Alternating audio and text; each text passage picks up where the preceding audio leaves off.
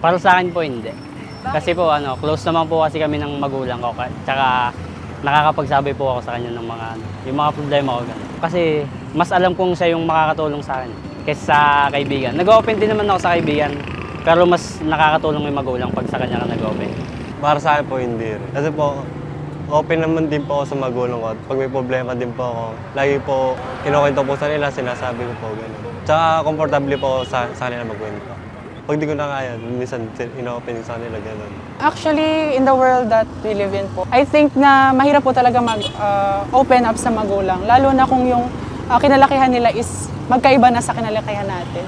Kumbaga yung kultura nila noong kabataan nila is masyado silang close-minded kaysa ngayon na masyadong nag-grow na yung kaalaman ng mga bata. With that, kung magkakaroon tayo ng magkaibang idea, hindi tayo magkakaroon ng kapagkakaintindihan kung hindi natin pinapakinggan yung isa't isa. Kung magsasalita tayo ng magsasalita, pero yung paniniwala talaga ng mga magulang natin is nakasara yung tenga nila. Walang mangyayari yung idea natin sa kanila. Para po sa akin, mahirap po siya.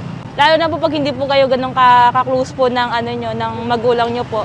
Sobrang hirap po mag-open up kasi po minsan hindi po nila iniintindi yung pakiramdam mo, parang binabaliwala lang nila. Para sa akin po, opo, kasi po wala po akong kapatid. Tapos ako na po yung naiiwan sa bahay. Kapag wala po ako mapagkwentuhan, ganyan. Lalo na po pag tungkol sa school works, ganyan, sa mga problems po sa school, ganyan. Kaya, ayun po, para sa akin po, mahirap po talaga. Sa mga friends ko na lang po kinakwento, ganun. Kumbaga, komportable na po ako sa kanila. Kasi po, palagi po sila yung kasama ko, ganun. Depende sa household. Pero sa case ko, yes, hindi kasi ako lumaki sa magulang. So, noong time na kinuha na ako ng parents ko, hindi na ako ganun ka-comfortable na i-open yung mga personal na bagay masyado. Unless kailangan. Usually, friends or sa mga pinsan na alam kong mapapagkatiwalaan naman.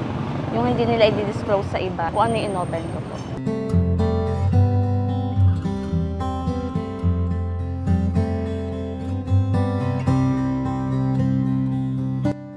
Hindi naman po kasi mahirap kung makakabuti naman po sa inyo yung mga sasabihin nila. Kasi po minsan po kasi ako nakakapagkwento po ako sa pamilya ko eh. Lalo na po kay mama. Siya din po yung nagsasuggest sa akin kung tama po ba yung gagawin ko or mali. Para din po makatulong sa akin. Sa kanya po gumagaan yung pakiramdam ko kapag po nakakapagkwento po ako ng mga bagay po na sa tingin ko po makakasama po sa akin. Para sa akin, mahirap mag-open sa magulang. Lalo na kung yung suggestion nila ayaw or nag-aalanganin.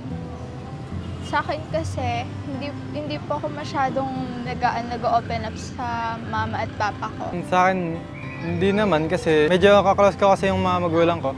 Kapag meron akong problema, sinasabi ko agad. Kunwari, nahihirapan ako sa school. Sasabihin ko, ma, ang hirap po ng subject namin. Tapos tuturuan niya ako, gano'n. Kasi sure na makikinig sila, tsaka alam nilang maintindihan nila ako. Hindi po. Close na po kami and hindi po kami nagsisecret. Ganun po. Nasanay na lang po kami ganun kasi po, ganun din po yung ate ko tsaka po yung mga kapatid ko. Mas okay po kung sa magulang din po para po magkaroon din po ng connection.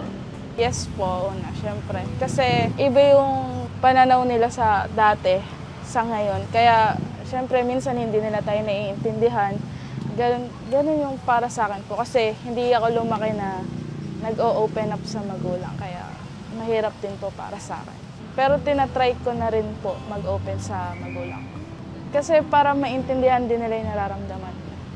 Para mas maging okay yung communication nyo, ganun po. Para sa akin po is, opo. Kasi like, depende din po kasi sa magulang kung ano. Pero based po sa akin, yung parents ko po kasi is, di ko kayang mag-share sa kanila kasi kulang po kami ng bond, gano'n. Sa mga kaibigan ko po. Mas kaya po nila akong intindihin, gano'n, kaysa sa parents ko po.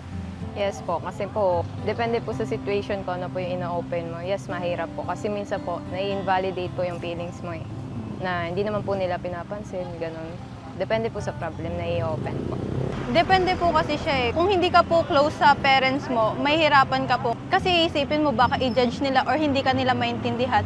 Sa experience ko naman po, close po ako sa mama ko. Kaya po kapag kunwari po may problema ako, nasasabi ko rin po sa kanya tapos pinapakinggan niya po ako tapos binibigyan po ng ng advice para po may guidance sila sa gusto po nila sa buhay. Para po mas makilala nyo po yung isa't isa sa loob po ng pamilya. Kasi po sa pamilya po unang nagsisimula yung pagkatuto po natin sa buhay.